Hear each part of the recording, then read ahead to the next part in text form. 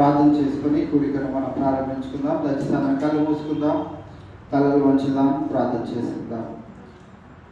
మమ్మల్ని అతిమికిలిగా ప్రేమించిన మా యేసురాజా, మీ ఘనమైన శ్రేష్టమైన ఉన్నతమైన నామమునకి వందనాలు, స్తోత్రం దేవా. నేటి సాయంకాలం వేళ ఈ 40 దినాల యొక్క ప్రభా మరి ప్రత్యేకమైన కూడికలలో మేమందరము ప్రభా మరి సంఘముగా చేరి మరి నీవు మా కొరకై చేసిన యొక్క బలియాగమును, సిలువ పైన చేసిన యొక్క త్యాగమును, మా కొరకై ప్రభా నువ్వు ఏ రీతిగా ఈ లోకానికి వచ్చి ఉన్నావో ఆ అంశాలన్నింటినీ ప్రభా మేము జ్ఞాపకం చేసుకున్నటకు మీరు మాకు కలుగు చేసిన ఈ యొక్క శ్రేష్టమైన దినాన్ని బట్టి మీకు వందనాలు, స్తోత్రం ప్రభా. ఉపవాసంలో ఉన్న బిడ్డలు జ్ఞాపకం చేసుకోండి. అలాగనే ప్రభా మరి ప్రార్థనలో గడపాలని, నీకు దగ్గరగా చేరువవ్వాలని ప్రభా మరి ఆశ కలిగిన బిడ్డలను పరిశుద్ధపరచుకోవడానికి ప్రభా మరి శ్రేష్టమైన దినాలను మీరు మాకు అనుగ్రహించాలని మేము విశ్వసిస్తూ ప్రభా మరి యొక్క కూడికలను మేము ప్రారంభిస్తూ ఉండగా ప్రభా 40 దినాలు ఎటువంటి ఆటంకము ఎటువంటి ఇబ్బంది లేకుండా ప్రభా మరి జయప్రదంగా నీ మహిమార్థమై ప్రభా ఈ యొక్క కూడికలు జరుగులాగా మీ సహాయం అనుగ్రహించమని ప్రార్థన చేస్తా ఉన్నాను దేవా. ఈ యొక్క దినాన్ని ప్రభా మరి నీ బిడ్డలందరూ ప్రభా నీ మందిరానికి చేరి రాగలుగుటకు మీరు ఇచ్చిన అవకాశాన్ని బట్టి కూడా మీకు లెక్కలేని బట్టి వందనాలు, స్తోత్రం తెలియజేసుకుంటూ దేవా మరి ఈ యొక్క కూడిక ఆచంతము నీ నామ మహిమార్థమై జరుగునట్లు మీ సహాయం అనుగ్రహించమని నీ బిడ్డను ప్రభా మరి నీ శిలువ చాటున మరుగుపరుచుకొని ప్రభా మాకు కావాల్సిన జీవాహారం అనుగ్రహించిన విధానాన్ని బట్టి కూడా మీకు లెక్కలేనటువంటి వందనాలు, స్తోత్రం తెలియజేసుకుంటూ ఈ ప్రార్థన ప్రభు యేసు నామములో అడిగి వేడుకుంటున్నాం మా తండ్రి, ఆమేన్. మన మధ్యలో ఉన్న బిడ్డలు వచ్చి పాటలు పాడితే ఏమైనా చదువుతుందో చూడచ్చు.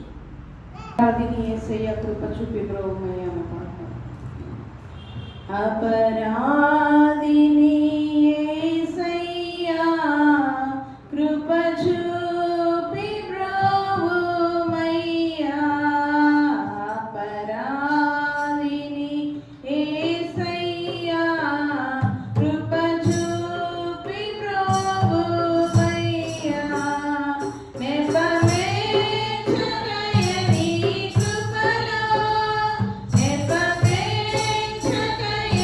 Thank you.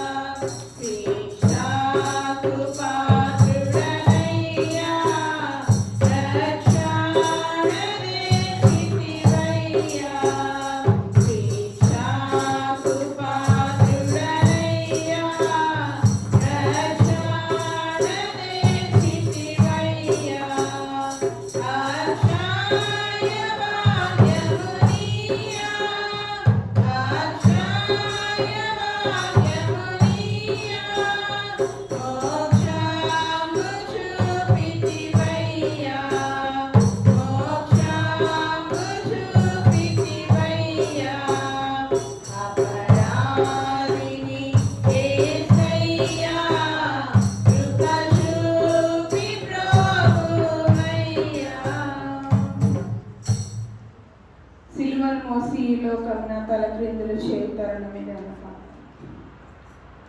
సిలువను మోసి లోకమును తలక్రిందులు చేయు తరుణమిదే.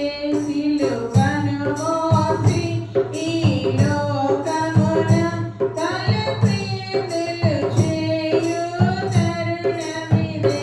లేలేము సదరుడాని గ్రహణి ప్రకటించను యేసు నామమును. లేలేము సదరుడాని గ్రహణి ప్రకటించను యేసు నామమును. సో మరియేలాని ప్రీచెదవు ఈ తరను లేపెను సమయమిదే. సో మరియేలాని ప్రీచెదవు ఈ తరను లేపెను సమయమిదే. సిలువను మోసి లోకమును తలక్రిందులు చేయు తరుణమిదే. పరిశుద్ధాత్మ కవచము తొడిగి నీ నడుము కట్టినయారగుమా. పరిశుద్ధాత్మ కవచము తొడిగి నీ నడుము కట్టినయారగుమా. సోదరుడా ప్రతి వీధికి వెళ్ళి సువార్తను చాటెడు సమయమిదే. సోదరుడా ప్రతి వీధికి వెళ్ళి సువార్తను చాటెడు సమయమిదే. సిలువను మోసి లోకమును తలక్రిందులు చేయు తరుణమిదే. లోకారక్షణకై ప్రభు యేసు దీక్షతోనరు దేశను ఈదరను. లోకారక్షణకై ప్రభు యేసు దీక్షతోనరు దేశను ఈదరను. వెలుగును మనకు ఇచ్చెను యేసు ఘనస్తుతులను పాడెడు సమయమిదే. వెలుగును మనకు ఇచ్చెను యేసు ఘనస్తుతులను పాడెడు సమయమిదే. సిలువను మోసి లోకమును తలక్రిందులు చేయు తరుణమిదే. పాతవియలను గతించెనుగా పాతాళికను విడనాడుమిక. పాతవియలను గతించెనుగా పాతాళికను విడనాడుమిక.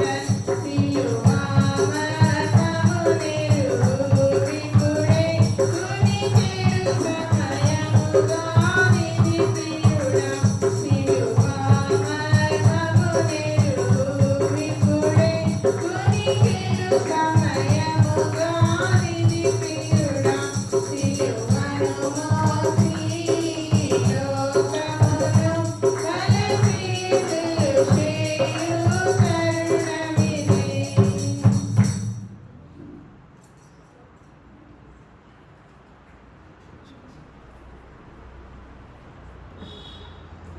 సిలువ ఓ సిలువ నీకెందుకే ఈ విలువ అన్నమాట. సిలువా ఓ సిలువా నీకెందుకే ఈ విలువ. సిలువా ఓ సిలువా నీకెందుకే ఈ విలువ. యేసయ్య నిన్ను ఎత్తుకున్నందుక నీవు యేసయ్య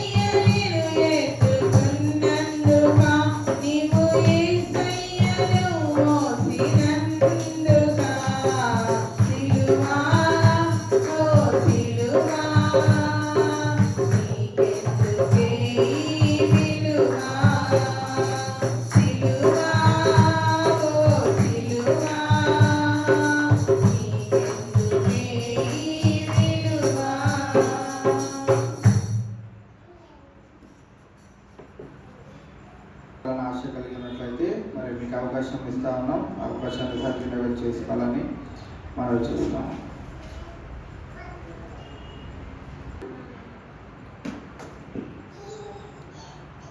మనసెరిగిన యేసయ్యా మదిలోన జతగా నిలిచావు. మనసెరిగిన యేసయ్యా మదిలోన జతగా నిలిచావు. హృదయాన్ని నీ ఆజ్ఞలు వ్రాసి నీ పత్రికలుగా మార్చావు. హృదయాన్ని నీ ఆజ్ఞలు వ్రాసి నీ పత్రికలుగా మార్చావు. మనసెరిగిన యేసయ్యా మదిలోన జతగా నిలిచావు. మనసెరిగిన యేసయ్యా మదిలోన జతగా నిలిచావు. నిర్జీవ క్రియలను విడిచి పరిపూర్ణ పరిశుద్ధతకై సాగిపోదును నేను ఆగిపోలేనుగా. నిర్జీవ క్రియలను విడిచి పరిపూర్ణ పరిశుద్ధతకై సాగిపోదును నేను ఆగిపోలేనుగా.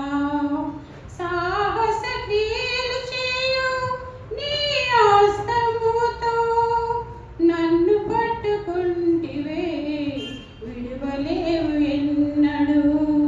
సాహస క్రియలు చేయు నీ హస్తముతో నన్ను పట్టుకుంటివే విడువలేవు ఎప్పుడు.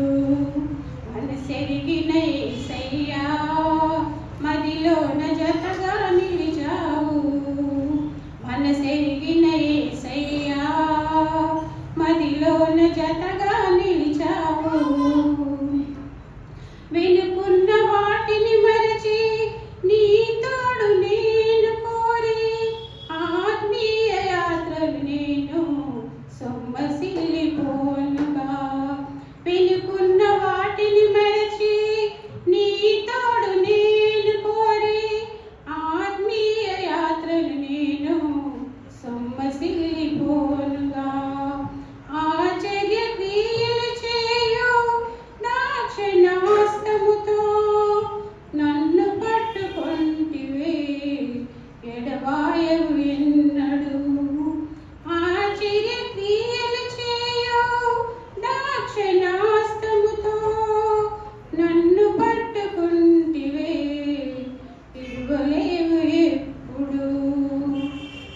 మనసెరిగిన యేసయ్యా మదిలోన జతగా నిలిచావు మనసెరిగిన యేసయ్యా మదిలోన జతగా నిలిచావు.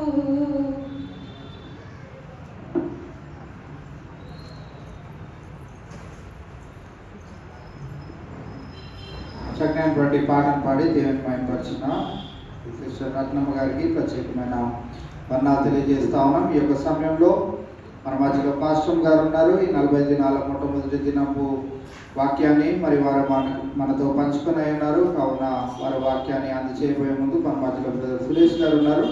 వారు వచ్చి ప్రార్థన చేసిన తర్వాత మన మధ్యలో ఉన్న పాస్టర్ గారు వచ్చి దేవుని యొక్క వాక్యాన్ని అందజేస్తారు.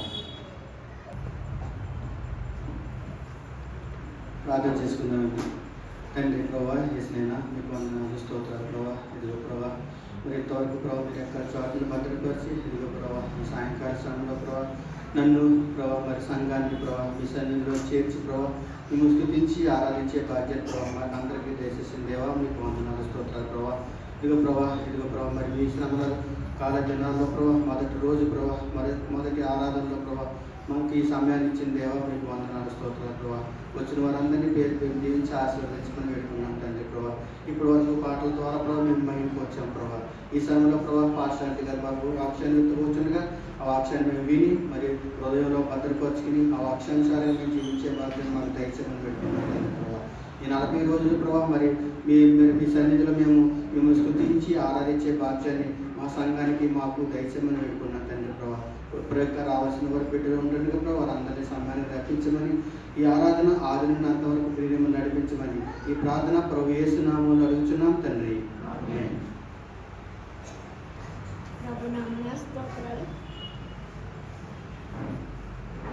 వాక్యాన్ని ధ్యానించుకునే ముందు సిలువ అంటే ఏంటి? ఉత్తప్పది 2 గీత పై నిలువడానికి అయ్యనట్టు నా కోసం యేసయ్య చనిపోయాడు. ఇలాగ పెట్టిన దానికోసం లోకమంతటి కోసం యేసయ్య చనిపోయాడు అని అర్థాలు ఇచ్చేది. ముందు ఈ బోర్డు మీద వెనకాల ఒక సిలువ బొమ్మ వేశాడు.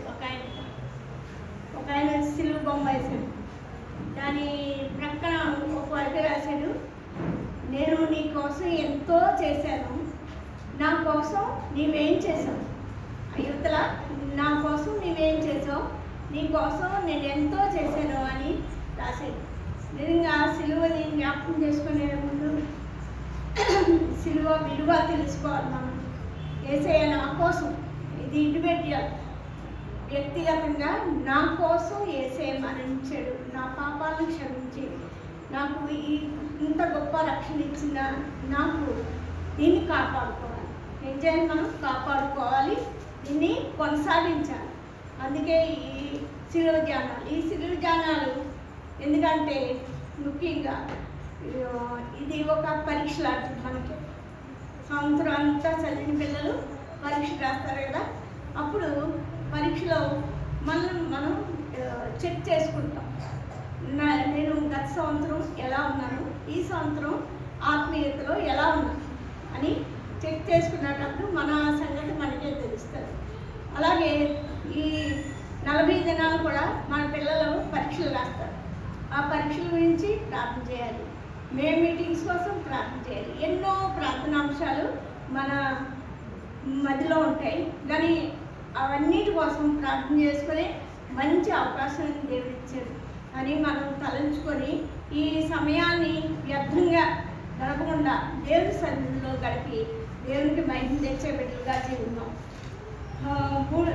యాష్ వెన్స్డే అంటే బుడిదంటే బుడి దేని సదృశ్యం? తగ్గింపుకి సదృశ్యం. లెంటన్ డేస్ అంటారు. లెంటన్ డేస్ అంటే లెంటన్ అంటే చిగురించుట. మనం దినదినము దేవుల్లో చిగురించాలి. చిగురిస్తే దేవునికి సంతోషం. అలాగే వాడిపోయినా ముడివారిపోయినా దేవునికి దుఃఖాన్ని తెచ్చివాడని ఉంటాం. కనుక ఈ లెంటన్ డేస్ అన్నీ సిలువ ధ్యానాలన్నింటిలో మనం పాల్గొని ఆశీర్వాదాన్ని పొందేలాగా మనం మన కుటుంబాలు వ్యక్తిగతంగా మనం ఎంత ఎదిగాము అని మనం చెక్ చేసుకొని ముందుకు సాగుతాం. యోవేలు గ్రంథం 2వ అధ్యాయం 12-13 వచనాలు చదవండి.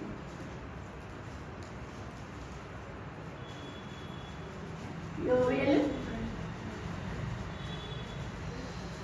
2వ అధ్యాయం 12-13. ఇప్పుడైనను మీరు ఉపవాసం ఉండి కన్నీరు విడుచుచు దుఃఖించుచు మనపూర్వకంగా తిరిగి నా యొద్దకు రండి.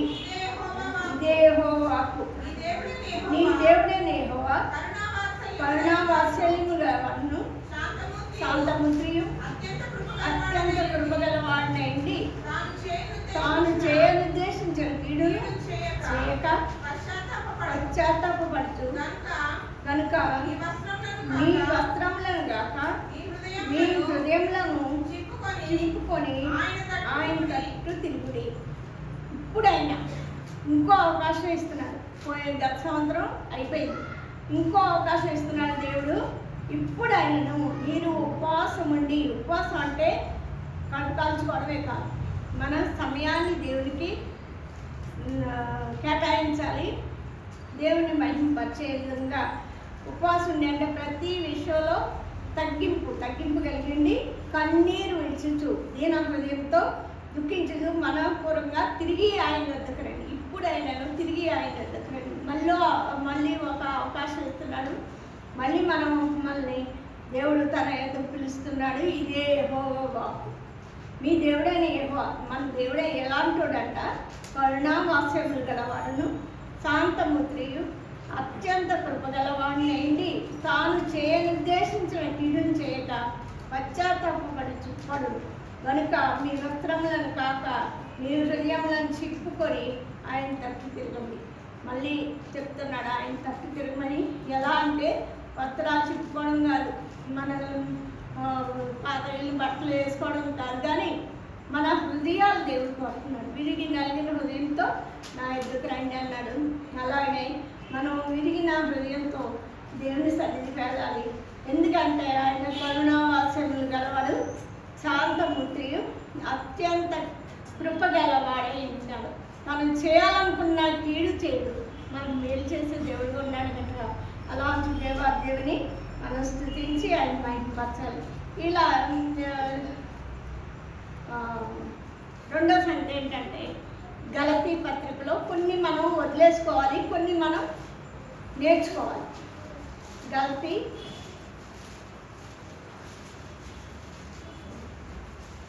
5:19 కొన్ని విషయాల్ని వదులుకోవాలి, కొన్ని విషయాల్ని అలవర్చుకోవాలి.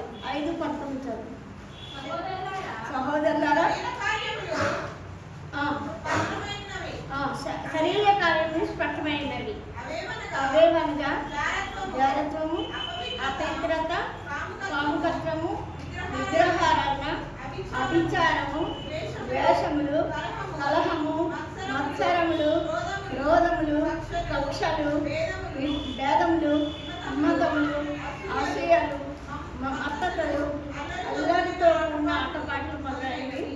వీటిని గురించి నేను మునుపు చెప్పినట్టు ప్రకారంగా వీటి వారు చేయవారు దేవుని రాజ్యం స్వతంత్రించుకుంటారు. దేవుడు స్పష్టంగా చెప్పాడు ఎలాంటి క్రియలు అంటే అసూయ అస్సలు ఉండకూడదు.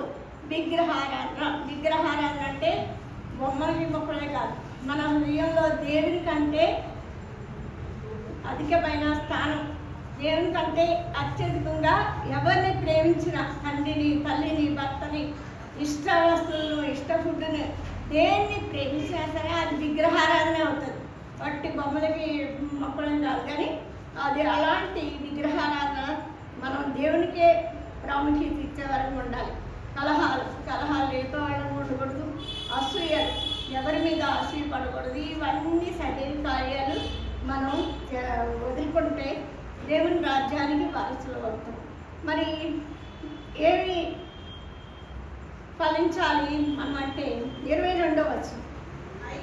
అయితే ఆత్మఫలమేమనగా ప్రేమ, సంతోషము, సమాధానము, దీర్ఘశాంతము, దయాళుత్వము, మంచితనము, విశ్వాసము,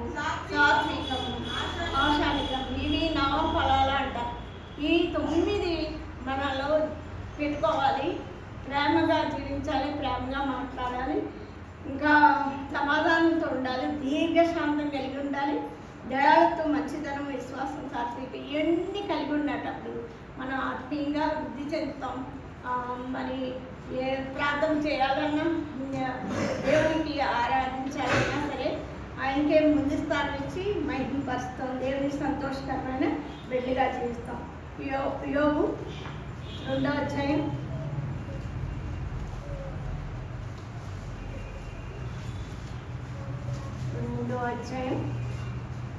8వ వచనం.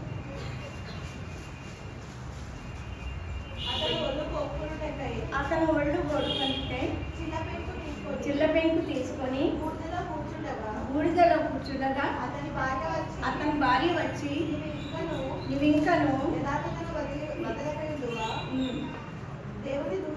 దేవుని దూషించి మరణం కమ్మన్నారు. ఇక్కడ యోబు చాలా మంచివాడు, ప్రార్థనాపరుడు, దేవుని యందు భయభక్తులు కలిగి చెడుతనం విడిచాడు, న్యాయవంతుడే అన్నాడు. ఇంత మంచివాడని యోబు ఏమొచ్చింది తనని రోగం, దండి నెత్తి నుంచి పాదం వరకు పుళ్ళే. ఇంకా పుళ్ళు తట్టుకోలేక గోకుంటూ బూడిదలో కూర్చొని అలా బాధపడుతుంటే మనకందరికీ తెలుసు. అప్పుడు అలా బాధపడుతున్నాడు. అప్పుడు భార్య ఉంది, నువ్వు దేవుణ్ణి దూషించు మరణం అయిపో అంటే తను ఏమన్నాడు, దేవుడే ఇచ్చాడు, దేవుడే తీసుకుంటాడు, దేవునికే మహిమ కలుగుతుందా. కానీ తను దేవుని పరీక్షకు లోపడ్డాడు, సహించాడు. యోబు సహనం గురించి తెలుసుకుంటే యోబు సహనం అంతా తనకి వచ్చిన బాధలు తనను తాను తగ్గించుకొని దేవుడు పరీక్షిస్తున్నాడేమో. మనకు కూడా అనేక బాధలు, అనేక సమస్యలు, ఇబ్బందులు అన్నీ వచ్చినప్పుడు మనం వాటిని సహించాలి. ఎందుకు సహించాలంటే దేవుడు నన్ను దీనిలోంచి పరీక్షిస్తున్నాడేమో, దీని ద్వారా ఏం పాఠాలు నేర్చుకుంటాము అని దాన్ని సహించినప్పుడు మనం మేలు చూస్తాం, మహోపకారాలు అనిపిస్తాం. యోనా 3వ అధ్యాయం, యోనా 3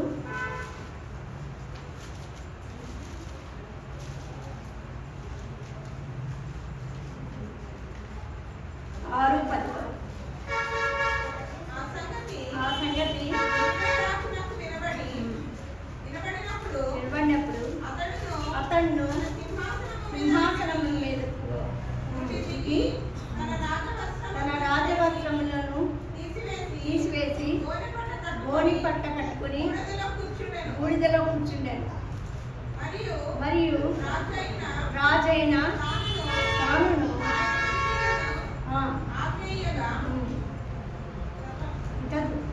ఒకవేళ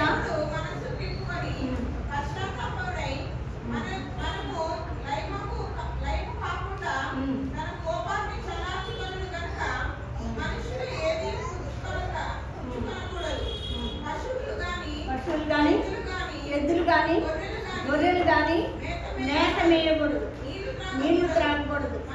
మనుషులందరూ తమ దుర్మార్గములను విడిచి మానివేయాలి. పశువులేమి గోని పట్ట కట్టుకోవాలి. గనులు మనపూర్వకంగా దేవుని వేడుకోవాలి అని దూతలు నినివేలో చాటించి ప్రకటన చేసింది. ఈ నినివే పట్టణంలో దేవుడు నాశనం చేయాలనుకున్నాడు. అప్పుడు ఈ రాజు సైతం యోనా ప్రకటించినప్పుడు రాజు సైతం ఎవరు పనివారు కానీ, పశువులు కానీ అన్నీ ఏవి తాగలేదు, తెలియదు, అన్ని ఉపవాసుని ప్రార్థన చేసినప్పుడు దేవుడు చేయాలనుకున్న కీడుని చేయక మాని వాళ్ళని తప్పించాడు, కీడు నుంచి తప్పించాడు. అలా తప్పించే దేవుడు, మనకు కావాల్సిన కీడుని కూడా తప్పించే దేవుడు, మేలు చేసే దేవుడు మనకున్నాడు కనుక మనం ఎప్పుడు తగ్గించుకొని ఉపవాసం ఉండి అన్నీ విడిచిస్తూ మనపూర్వకంగా దేవుని దగ్గరికి వచ్చినప్పుడు దేవుడు ప్రార్థన ఆలకించేవాడు. ప్రతి మనని ఆయన సన్నిధిలో త్రోసివేయక ప్రతి కీడు నుంచి మనల్ని విడిపించే దేవుడు, గొప్ప దేవుడు మనకున్నాడు కనుక మనం దేవుని స్తుతించి మహిమపరచాలి. అబ్రహాం కూడా 18:27 సమస్య వచ్చినప్పుడు ఆదికాండం 18:27 అందుకు అబ్రహాము ఇదిగో ధూళియు బూడిదనైనా నేను ప్రభుతో మాట్లాడపించుతున్నాను. 50 మంది నీతిమంతులలో ఒకవేళ 5 తక్కువైతే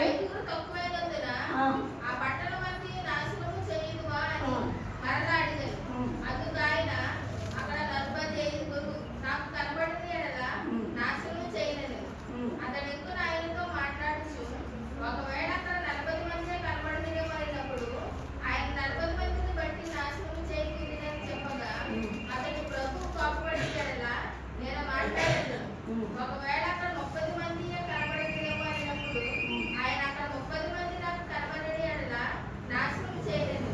అందుకతడు ఇదిగో ప్రభువుతో మాట్లాడి తెగించింది. ఒకవేళ అక్కడ 20 మంది కనబడదేమో అని అన్నప్పుడు ఆయన 20 మందిని బట్టి నాశనం చేయకుండా అనగా అతడు ప్రభు కోపపడని ఎడలా నేను ఇంకొక మారు మాట్లాడదు. ఒకవేళ అక్కడ 10 మంది కనబడదేమో అన్నప్పుడు ఆయన 10 మందిని బట్టి నాశనం చేయకుండా ఉందినని యెహోవా అబ్రహాముతో మాట్లాడుతూ సాధించి వెళ్ళిపోయాడు.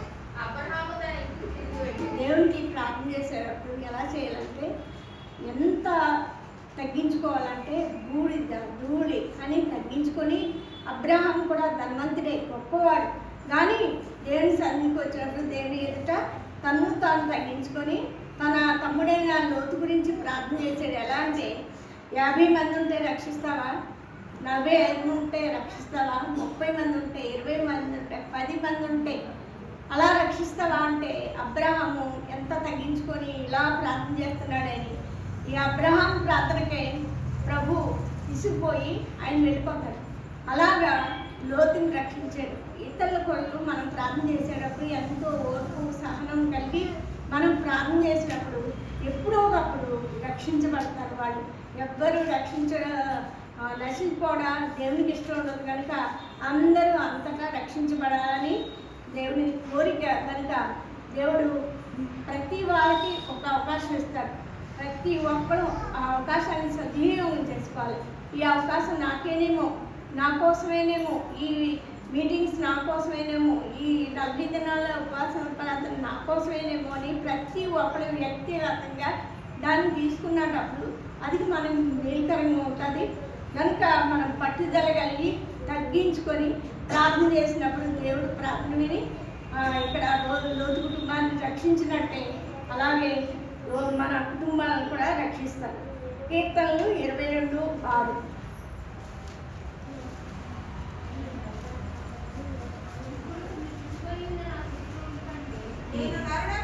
నేను నరుడను కాను, నేను పురుగును, నరుల చేత నిందింపబడిన ప్రజల చేత ధృవీకరింపబడ్డవాడు. ఇక్కడ దావీదు కూడా గొప్ప రాజు. ఆయన రాజు అయినప్పటికీ తను ఎలా తగ్గించుకుంటున్నాడు, నేను నరుడను కాదు పురుగును, నరుడను కాదు పురుగును అని తగ్గించుకుంటున్నాడు. రాజు సైతం అలా తగ్గించుకొని ప్రార్థన చేస్తున్నాడు. నరుల చేత నిందించబడ్డవాడు, ప్రజల చేత ధృవీకరించబడినవాడు అని తన్ను తాను తగ్గించుకొని ప్రార్థన చేసినప్పుడు దావీదు కూడా మంచి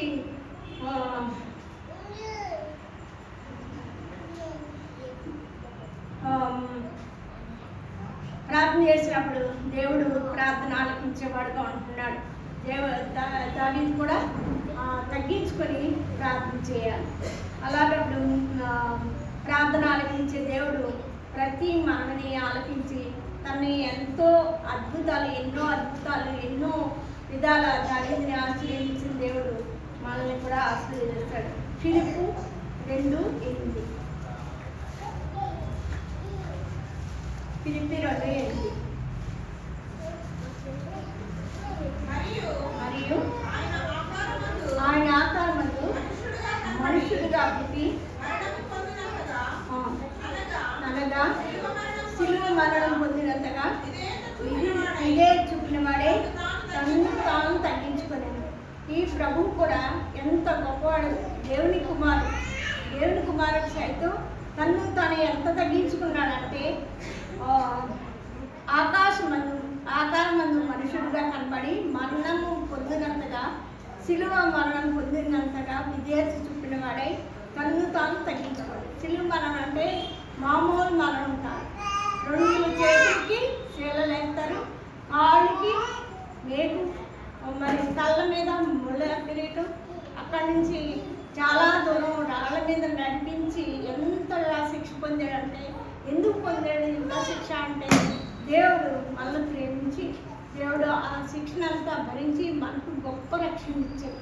ఈ రక్షణను మనం ఎక్కడ నిర్లక్ష్యం చేయకుండా దీన్ని కాపాడుకొని దీన్ని కొనసాగించాలి. బదిలో కనుక మనం దేవుని రక్షణ కార్యాన్ని, బలిగా కార్యాన్ని దినదినం జ్ఞాపకం చేసుకుంటూ, సిలువను ఏదైనా సమస్య వచ్చినప్పుడు సిలువను ధ్యానించినప్పుడు దీనికంతా నా సమస్య పెద్దది కాదు అనుకొని తలంచి దాన్ని భరించి యేసయ్య నా కోసం ఇంత చేశాడు, నేనేం చేస్తున్నానని నిత్యం మనం ప్రశ్నించుకున్నప్పుడు దేవునికి విలువ తెచ్చేవాళ్ళం ఉంటాం.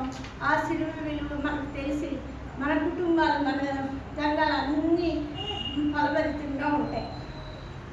మత్తయి సువార్త 23:12 23:12 తన్ను తాను హెచ్చించుకుని వాడు తగ్గించబడు, తన్ను తాను తగ్గించుకుని వాడు హెచ్చించబడు. మనందరికీ తెలిసిందే, ఎవరైతే తగ్గించుకుని ఉంటారో వాళ్ళు హెచ్చింపబడుతూ ఉంటారు, ఎవరైతే హెచ్చించుకుంటారో వాళ్ళు తగ్గించబడతారు. కనుక మనం దేవుని సన్నిధిలో తగ్గింపుగలిగిన వారే అబ్రహాములాగా, యోబులాగా, దావీదులాగా మనం తగ్గించుకొని మన జీవితాలని మనం సరి చేసుకునేటప్పుడు దేవుడే మన కుటుంబాలని ఆశీర్వాదకరంగా ఉంచుతాడు. అట్లా మనం అందరం తగ్గించుకున్నప్పుడు హెచ్చించబడినప్పుడు ఆటోమేటిక్గా తగ్గిపోతూ ఉంటాం. మన పరిస్థితే తెలుస్తుంది. ఎప్పుడు మనం తగ్గించుకునే వారు ఉంటే దేవుడు మనల్ని దినదినము హెచ్చించేవాడుగా ఉంటాడు. మత్తయి సువార్త 5:3-12 వరకు ఆత్మవిషయమై దీనులైన వారు ధన్యులు, పరలోక రాజ్యం వారికి. దుఃఖపడి వారు ధన్యులు, వారు ఓదార్చబడు. సాత్వికులు ధన్యులు, వారు భూలోకమును స్వతంత్రించుకొని. నీతి కొరకు ఆకలి దప్పులు వారు ధన్యులు, వారు తృప్తిపరచబడు. కనికరము గల వారు ధన్యులు, వారి కనికరం పొందుదురు. హృదయ శుద్ధి గల వారు ధన్యులు, వారు దేవుని చూశారు. సమాధానం పరచు వారు ధన్యులు, వారు దేవుని కుమారులు. పరలోక రాజ్యం వారి. ఇంకా 13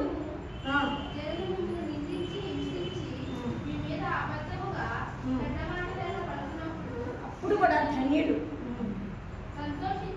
సంతోషించి ఆనందించుడి, పరలోకంలో మీ ఫలమాధికమవును. ఇలాగిన వారు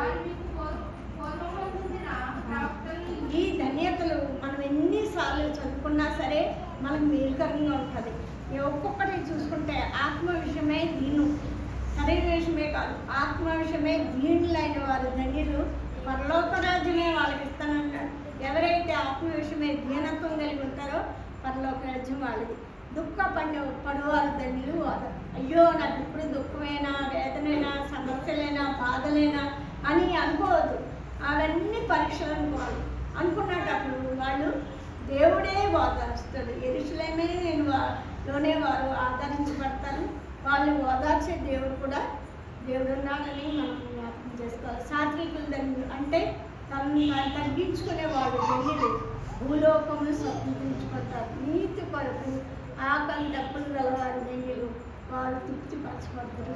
కనికరం గలవారు ధన్యులు, వారి కట్టను పొందుదురు. హృదయ శుద్ధి గలవారు ధన్యులు, వారు దేవుని చూచెదరు. సమాధానపరచువారు ధన్యులు, వారు దేవునికి మాట్లాడతారు. నీతి నిమిత్తం హింసపబడి వారు ధన్యులు, పరలోక రాజ్యం వారు. ఈ లాస్ట్ మాట మాత్రం చాలా అన్నీ బాగుంటాయి, కానీ లాస్ట్ నా నిమిత్తం జనులు మిమ్మల్ని నిందించి హింసించి మీ మీద అబద్ధంగా చెడ్డ మాటలల్లా పలుకున్నప్పుడు కూడా మనం ధన్యులం. అందరూ మన మీద చెడ్డ మాటలు పలుకున్నాడప్పుడు మనం ధన్యులని చెప్తున్నాడు.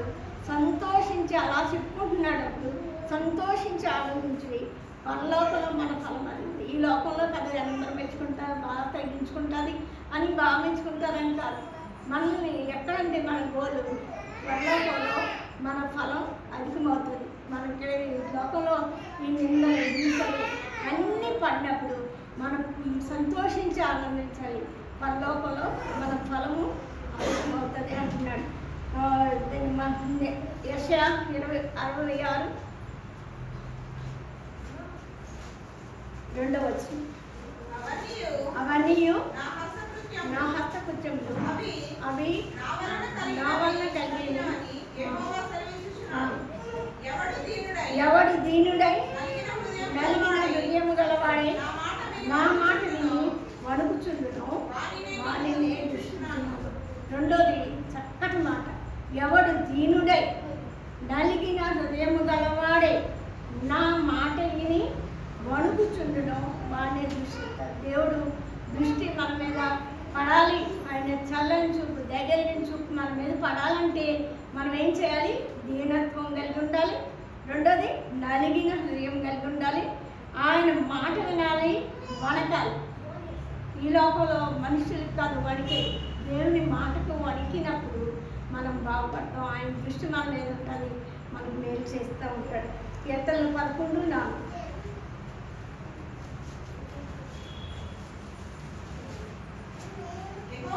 యెహోవా తన పరిశుద్ధాలయంలో యెహోవా సింహాసనము ఆకాశమందున్నది. ఆయన నరులను కళ్ళారా చూచున్నాడు. మన కనుదృష్టి చేత ఆయన వారిని పరిశీలించుతున్నాడు. దేవుడు చూసే దేవుడు, చూస్తున్న దేవుడు కనుక మనం ఏది దాచలేం. పైన ఆకాశం, కింద భూమి సాక్ష్యం చెప్తాయి మన గురించి. అందుకే మన ప్రతి సంభాషణ ఉప్పు వేసినట్టు కృపాసక్తిగా ఉండాలి. ఎక్కడ ఎటువంటి తప్పు చేయకుండా మన మాటలో కానీ ప్రవర్తనలో కానీ ప్రతి క్రియలోనూ ఉండాలి. అలాంటప్పుడు దేవుడు ప్రతి విషయాన్ని చూస్తాడు. ఎక్కడి నుంచి చూస్తాడంటే తన పరిశుద్ధ ఆలయంలో ఉన్నాడు. దేవుడు యెహోవా సింహాసనం ఆకాశం ఉన్నది. ఆయన నరులను కన్నులారా చూస్తున్నాడు. ఆయన కనుదృష్టి చేత వారిని పరిశీలిస్తున్నాడు. దేవుడు పరీక్షించే దేవుడు, పరిశీలించే దేవుడు, పరిశోధించే దేవుడు. కనుక అలాంటి దేవుడి దగ్గర నుంచి మనం ఏమి దాచిపెట్టలేం. కనుక మన మాటలో ప్రతి విషయంలో చాలా జాగ్రత్తగా ఉండి మరి మనల్ని మనం తగ్గించుకొని ఆయనకు మహిమ తెచ్చే జీవితాలు జీవించాలి. యెషయా 57:15.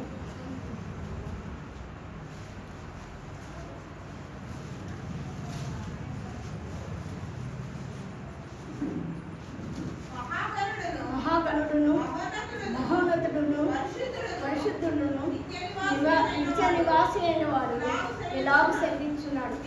నేను మహోన్నతమైన పరిశుద్ధ స్థలంలో నివసించువాడు. అయినను వినయం గల వారి ప్రాణమును ఉజ్జీవింపజేయటకు, నలిగిన వారి ప్రాణమును ఉజ్జీవింపజేయటకు, వినయము గలవారి యొద్దను దీనమనస్సు గలవారి యొద్దను నివసించుతున్నాను. దేవుడు ఎంత గొప్ప దేవుడు, మహాగణుడు, మహాపరిశుద్ధుడు. అలాంటి దేవుడు ఎవరి దగ్గర నివసిస్తానంటున్నాడు? మన ఇంటికి వచ్చి ఎలా ఉన్నటప్పుడు వినయం గలవారి యొద్ద, దీన మనస్సు గలవారి యొద్ద వారిని నివసిస్తాడు. మన జీవితాలు దీన మనస్సు కలిగి వినయం గలవారిగా ఉన్నటప్పుడు దేవుడు మన మధ్య ఉండి మన ఇంట్లోకి వచ్చి మనతో నివాసం చేస్తాడు. అంత గొప్ప దేవుడు మన ఇంటికి రావాలంటే ఎంత సంతోషం. ఆయన మన ఇంట్లో ఉండాలంటే మనకి ఏమి ఉండాలి? వినే ఉండాలి, దీని మనస్సు ఉండాలి. అప్పుడే మన గృహంలో ఉంటాడు. మన వినయవిధేయతలు లేకుండా, దీన మనస్సు లేకుండా ఇష్టానుసారంగా ఉన్నామంటే దేవునికి అక్కడ స్థానం ఉండదు. కనుక మనం వినయం గలవారి యొద్దను దీన మనస్సు గలవారి యొద్దను నివసించుతున్నాడు అంటున్నాడు. ఎంత గొప్ప వాక్యాలు. 2వ దినవృత్తాంతాలు 7:14 చివరిగా అది. నా పేరు పెట్టబడిన నా జనులు తమ్మును తాము తగ్గించుకొని ప్రార్థన చేసి నన్ను వెతికి తను చెడు మార్గం విడిచిన యెడల ఆకాశం నుండి నేను వారి ప్రార్థన విని వారి పాపము క్షమించి వారి దేశాన్ని స్వస్థపరచు. నా పేరు పెట్టబడిన నా జనులు అంటే మనందరం కూడా ఎలా ఉండాలంటే తమ్మును తాము తగ్గించుకొని ఎవరు మట్టుకు వాళ్ళు తగ్గించుకోవాలి, ప్రార్థన చేయాలి, ఆయన వెతకాలి, చెడు మార్గాలు ఉంటే విడిచిపెట్టాలి. అప్పుడేం చేస్తాడు? ఆకాశం నుండి వారి ప్రార్థనను వింటాడు, వారి పాపములను క్షమిస్తాడు, వారి దేశాన్ని స్వస్థపరుస్తాడు. ఇంత గొప్ప మాటలు మనకే ఉన్నాయంటే దేవుడు ఎంత గొప్ప దేవుడు, ఎంత మహోన్నతుడు దేవుడు. మన జీవితాల్లో ఉండి మహిమపడాలని మనం ఉన్నాం. ఈ దీనత్వంగా ఉండడం వల్ల మనకేంటి ప్రయోజనం అంటే ఒక్క మాట చూసి చాలా ఉన్నాయి కానీ 138వ కీర్తన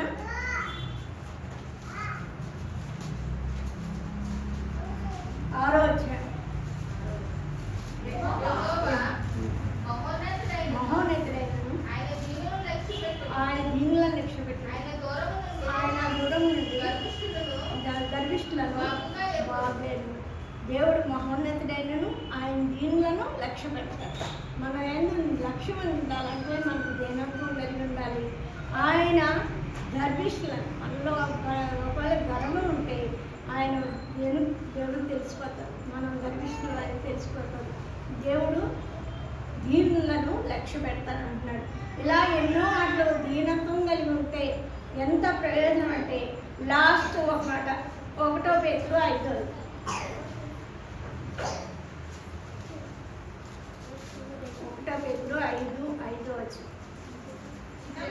పిల్లలారా చిన్నలారా మీరు పెద్దలందరూ మీరు అందరూ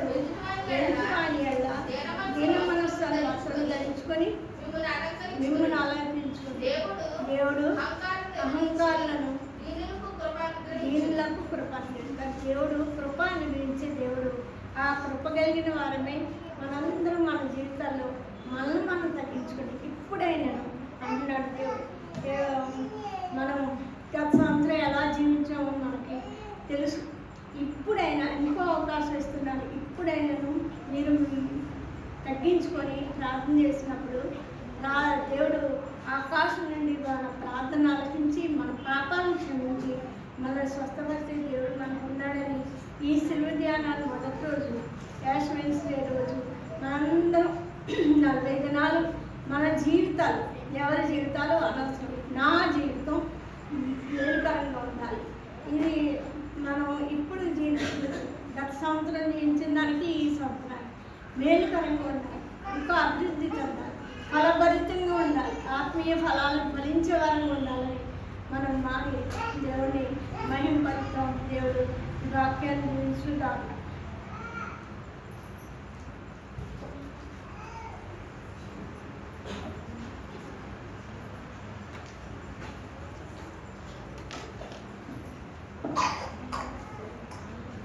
మొట్టమొదటి రోజున మరి పాస్టర్ గారు ఏదో విలువైనటువంటి చక్కనటువంటి మాటలను మనకి అందజేసి ఉన్నారు. మరి ఆ మాటలను మనం నెంబరు వేసుకుంటూ మన జీవితాలను సరి చేసుకుంటూ దేవుడు మరి యొక్క అవకాశాన్ని మనకి ఇచ్చాడనే విషయాన్ని మనం గమనించుకుంటూ ఈ సంవత్సరం కాకపోతే వచ్చే సంవత్సరం అన్నట్లుగా కాకుండా ఈ సంవత్సరమే ఆయన రాకడేమో అన్నట్లుగా మనము సిద్ధపడుతూ పరిశుద్ధపరచుకుంటూ మనము ముందు కొనసాగాలని చక్కనటువంటి మాటలను తెలియచేయడానికి దేవుడు కృపను దయచేశాడు. విన్న మనమందరం కూడా మాటలను మన జీవితాల్లో నెంబరు వేసుకుంటూ ముందుకు కొనసాగదాం. చివరి ప్రార్థన మన మధ్యలో బ్రదర్ సర్పంచ్ గారు ఉన్నారు. వారు వచ్చి చేసిన తర్వాత మరి కొన్ని ప్రార్థనాంశాలు ఉన్నాయి, వాటిని కూడా తెలియజేస్తాము. వాటి నిమిత్తమై కూడా ప్రార్థన చేయవలసిందిగా మనవి చేస్తా ఉన్నాం. మరి ప్రార్థనాంశాలు ఏమనగా 10th క్లాస్ ఎగ్జామ్స్కి బిడ్డలు సిబిఎస్ఈ సిలబస్ వాళ్ళు ఆల్రెడీ ఎగ్జామ్స్ రాస్తూ ఉన్నారు. ఇంకో 2 ఎగ్జామ్స్ వాళ్ళు ఇంకొక ఎగ్జామ్ రాస్తే వారు ఇవి అయిపోతాయి. ఎస్ఎస్సి సిలబస్లో ఉన్న బిడ్డలు ఎగ్జామ్స్ రాస్తూ ఉన్నారు, వారి గురించి ప్రార్థన చేయండి. ఇంటర్మీడియట్ ఫస్ట్ ఇయర్ ఎగ్జామ్ ఈరోజు ఆల్రెడీ ఒకటి రాశారు. రేపటి దినాన సెకండ్ ఇయర్ వాళ్ళు ఎగ్జామ్స్ రాయనే ఉన్నారు. సో ఇంటర్మీడియట్ ఎగ్జామ్స్ రాసిన బిడ్డల కొరకు ప్రార్థన చేద్దాం. అలాగే శంకర్రావు గారికి మరి గడిచిన దినాల్లో ఐ ఆపరేషన్ జరిగింది, అది సక్సెస్ఫుల్గా జరిగింది. కొద్దిపాటి మంటలతో వారు మంటగా ఉంది అని తెలియజేశారు. మరి దేవుడు సంపూర్ణమైన స్వస్థత వారికి కలుగు చేయలాగిన వారి కొరకు ప్రార్థన చేయవలసిందిగా మనవి చేస్తా ఉన్నాం. అలాగే ఉపవాస ప్రార్థన ఈ నెల మరి హోలీ రోజు అనగా 14వ తారీఖున శుక్రవారము మరి పెట్టడం జరుగుతూ ఉన్నది. ఎందుకంటే రంజాన్ రోజు హాలిడే అందరికీ ఉండదు కనుక ఆ యొక్క ఆలోచన కలిగి హోలీ రోజు పెడతా ఉన్నాం. దానికి నిమిత్తమై పార్యాపురం గారిని కూడా అడిగినప్పుడు వారు కూడా వారి యొక్క సమయాన్ని మనకి అందజేశారు కనుక మరి వీటన్నిటి అంశాల నిమిత్తమై అలాగే మీటింగ్స్ మే 1, 2, 3 తారీఖున జరగబోయే మీటింగ్స్ గురించి, రాబోయే సేవకుల గురించి, ప్రతి విధమైనటువంటి సిద్ధపాటు గురించి కూడా ప్రార్థన చేయవలసిందిగా మరి ఒకసారి సర్పంచ్ గారిని కోరుకుంటాను. ప్రార్థన. తండ్రి, కృపగల మా దేవ, ప్రేమగల మా తండ్రి, దయగల మా యేసు ప్రభు బంగారు పొందనాలైనా ఇదిగోనైనా మరి 2024లో శ్రమ దినాల్లో మమ్మల్ని అందరినీ పాల్గొని అయ్యా మరి 2025లో తన ప్రభు మేమందరం ఈ శ్రమ దినాలను గుర్తు చేసుకుని సంఘముగా సంఘబిడ్డలుగా మీరు పొందడానికి మీరు ఇచ్చినటువంటి చక్కనైన అవకాశాన్ని బట్టి వందనాలయ్యా. మరి నాయన సంవత్సరం అంత కాలంలో తన మీ కృప, మీ దయ, మీ ప్రేమ, మీ వాత్సల్యత మరి మా మీద, మా కుటుంబాల మీద, సంఘ బిడ్డల మీద, అందరి మీద మీరు ఇచ్చారు. ఇవన్నైనా దీన మనసుతో కలిగి మేము ఉండటానికి మీరు సహాయం చేస్తున్న విధానికి వందనాలయ్యా. అవును తన ప్రభా, మా గురించి, మా పాపముల గురించి, మా అపరాధముల గురించి తన ప్రభా నువ్వు ఎన్నో శ్రమలు ఉన్నటువంటి దేవుడిగా మీరున్నారయ్యా. మరి అవి గుర్తు చేసుకుంటూ తన ప్రభా ఈ 40 దినాల్లో తన ప్రభా మా జీవితాన్ని చక్కదిద్దుకోవడానికి తన ప్రభా మీరు చేసినటువంటి ఈ యొక్క బలియాగాలను బట్టి, శ్రమను బట్టి వందనాలు చెల్లించుకుంటాను రాజా. వందనాలు. ఇదిగో నాయన మీ దాసుల ద్వారా మాకు చక్కనైనటువంటి మరి తగ్గింపు మనసు కలిగినటువంటి మాటలు మీరు వినిపించారు నాయన. అవును తన ప్రభా మరి నాయన ధూళి వంటి వారు, మరి దీనులు తన ప్రభా దిక్కులేనటువంటి వారు అయినా నాయన ఇదిగోనైనా మరి అప్పుడే వెలిసి అప్పుడే ఆరిపోయి మరి నీటి బుడగలాంటి వారు తన ప్రభా నాయన. అయినప్పటికీ నాయన మీ బిడ్డలుగా స్వీకరించుకుని మీ రక్షణ భాగ్యం దయచేసి నాయన ఇదిగోనైనా మరి ఎవరు హెచ్చించబడతారో వారు తగ్గించబడతారు, ఎవరు తగ్గించబడతారో వారు హెచ్చించబడతారని మీ లేఖనంలో మీ దాసుల ద్వారా, మీ దాసురాల ద్వారా నేను వినిపించిన మాటలను బట్టి వందనాలు అయ్యా. మనం తగ్గించుకునే మనసును మాకు, మా సంఘానికి, సంఘ బిడ్డలందరికీ దయచేసి తన ప్రభా. ఎందుకంటే తన ప్రభా నీ కృపలో మమ్మల్ని భద్రపరిచావు నాయన. ఇదిగో నాయన నీ బిడ్డలుగా స్వీకరించి మీ రక్షణ భాగ్యం దర్శి ప్రీతిగా తన ప్రభా అయ్యా నీ సన్నిధిలో మేమందరం కలుసుకుని అయ్యా మరి 40 దినాలు తన ప్రభా మరి ప్రతి ఒక్క బిడ్డ తన ప్రభా తగ్గించుకునే జీవితంగా తన ప్రభా నీ సన్నిధికి రావడానికి మాకు కృప చూపించినైనా, మా మనసుల్లో, మా హృదయాల్లో తన ప్రభా నువ్వు ఆలోచన కలిగించినైనా, దీవించి ఆశ్రయించిన వందనాలు.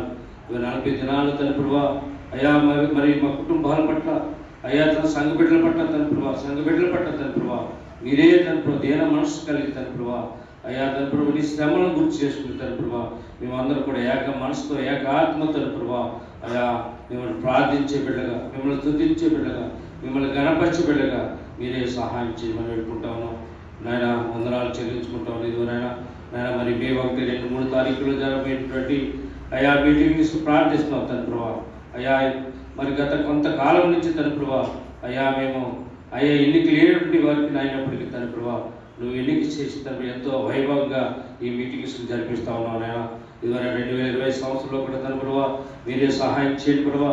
రాబోయే దైవదాసులతో మీరు మాట్లాడండి అని ఇళ్లతో అభిషేకించినైనా మరి మాకు సంఘానికి, సంఘ బిడ్డలకి ఏది కావాలో అది మాట్లాడడానికి తనకు ఆత్మీయాన్ని అందించబడుకుంటా ఉన్నాం. మా గొప్ప తండ్రి మీ గొప్ప నామానికి వందనాలు చెల్లించుకుంటా ఉన్నాం అయ్యా. మరి వారి కుటుంబం రాబోయే వారినైనా వారిని, వారి కుటుంబాన్ని అయ్యా మరి ఇంకా బంధుమిత్రులు తన ప్రభా వారి బాల బిడ్డలు దీవించి ఆస్వాదిస్తాను ప్రభా అయ్యా. ప్రయాణాల్లో మీ తోడు కాపుదలు తెచ్చే తన ప్రభా ఎస్ఐ వందనాలు. అలాగే తన ప్రభు ఎంతోమందినైనా అనారోగ్యంతో బాధపడుతున్న బిడ్డలు ఉంటున్నారు నాయన. అలాగే తన ప్రభు శంకర్ రావు గారి కంటే ఆపరేషన్లో తన ప్రభావ మీ కృప సింపించారు లెక్కలేనటువంటి వందనాలు. అయ్యా బిడ్డకి మంచి సూపును దయచేది తన ప్రభు. ఎందుకంటే నీ బిడ్డ తన ప్రభావ అయ్యా నేను ఆరాధించే బిడ్డ, నేను స్తుతించే బిడ్డ తన ప్రభావ, నేను గణపరిచే బిడ్డ తన ప్రభావ. ఆ కుటుంబాన్ని దీవించి ఆశ్రయించిన ఆయన యేసయ్య వందనాలు. అలాగే తన ప్రభావ ఎంతోమంది ఇంకా అనారోగ్యంతో బాధపడుతున్న బిడ్డలు ఉన్నారు, మాకైతే తెలియదు తన ప్రభావ. వారందరినీ తన ప్రభావ స్వస్థత దయచేసి తన ప్రభావ. అలాగే సండే స్కూల్ బిడ్డల పట్ల చదివేందుకు చాలా మంది నైనా మీది రాకపోకలు ఆటపాట్లందు ఎదుగుబట్టిలే భాగ్యం చేసిన ప్రభావ. అయ్యా నిరుద్యోగులు ఉంటా ఉన్నారు, వారికి ఉద్యోగాల్లో ప్రవేశించిన ఆయన. అలాగే తన ప్రభావ గర్భిణీ స్త్రీలు ఉన్నారు, సుఖమైన ప్రసవం చేస్తారు ప్రభావ. అయ్యా ఎవరి బిడ్డలు ఉన్నారు తన ప్రభావ ఎక్కడ త్రుట్టులు నామాన్ని గణపరిచి మహిమపరిచి కీర్తించే బిడ్డగా మీరే సహాయం చేయనైనా. అలాగే తన ప్రభావ నైనా వివాహాల కోసం ఎదురు చూస్తున్న బిడ్డలు ఉంటూ ఉన్నారు నైనా, వారికి వివాహాలనైనా సాటి సహాయాన్ని మీరు దయచేయండి తన ప్రభావ. వివాహాలకు అన్నయ్య ప్రభావ నిశ్చార్థం జరిగినటువంటి వారినైనా వివాహాలైనా మరి ఘనంగా జరగడానికి మీరు చేసి సహాయం చేసి నాయన ముందు నడిపించమని అనుకుంటా ఉన్నాం. మా యేసు రాజా వందనాలు. అయ్యా మరి సంఘంలోనైనా ఉపవాస కూడికలనైనా తన ప్రభావ మీరు జరిపిస్తున్న విధానికే వందనాలు చెల్లించుకుంటా ఉన్నాం. మేము ప్రార్థించగా తన ప్రభావ మా కుటుంబాల్లో తన ప్రభావ కావలసినటువంటి వెలుగులు నింపుతున్న విధానికి మీకు లెక్కలేనటువంటి వందనాలు. మరి రాబోయే ఉపవాస దినంలో కూడా మేమందరం పాల్పొందులు పొందే తన ప్రభావ మిమ్మల్ని తన ప్రభావ మీ నామాన్ని గణపరిచి మహిమపరిచి వెళ్ళగా మీరే సహాయం చేయమని వేడుకుంటా ఉన్నాం. మా రాజా వందనాలు. అలాగే తన ప్రభావ ఈ 40 దినాలు కూడా తన ప్రభావ మీ దీన మనసుతో తన ప్రభావ మీ ఎదుకు వచ్చి తన మీ నామాన్ని కనపరిచి మహిమపరిచి తన ప్రభావ మీ శ్రమలను గుర్తు చేసుకుని తన ప్రభావ అయ్యా మేము తగ్గించుకునే మనసును దయచేయమని యేసయ్య బిడ్డ బ్రతిమాలుకున్న మా ప్రమాణ తండ్రి.